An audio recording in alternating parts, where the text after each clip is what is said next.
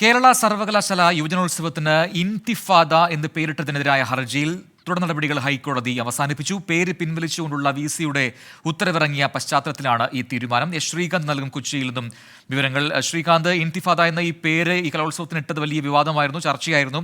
അതേ തുടർന്ന് പിന്നീട് ഹർജിയും കോടതിയിൽ വന്നു. പക്ഷേ പിന്നാലെയാണ് ഇത് പിൻവലിച്ചുകൊണ്ട് വിസിയുടെ ഉത്തരവ് ഇറങ്ങിയത്. ഈ കേസ് ഇപ്പോൾ അവസാനിപ്പിച്ചിരിക്കുന്നു. ഹൈക്കോടതി എന്തെങ്കിലും പരാമർശം ഇതുമായി ബന്ധപ്പെട്ടുകൊണ്ട് നടത്തിയോ?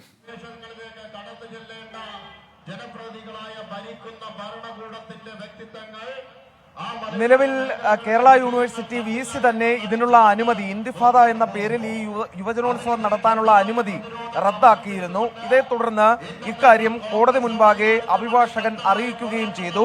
തൊട്ടു പിന്നാലെയാണ് ഹൈക്കോടതി ഈ കേസ് തീർപ്പാക്കിക്കൊണ്ട് ഉത്തരവ് ഇന്ന് പുറപ്പെടുവിച്ചത്. നേരത്തെ കൊല്ലം അഞ്ചൽ സ്വദേശിയായ വിദ്യാർത്ഥിയായിരുന്നു ഈ സംഭവത്തിൽ ഇന്തിഫാദ എന്ന പേരിട്ട യുവജനോത്സവം ആ പേര് മാറ്റണം എന്നാവശ്യപ്പെട്ട് ഹൈക്കോടതിയെ സമീപിച്ചത്.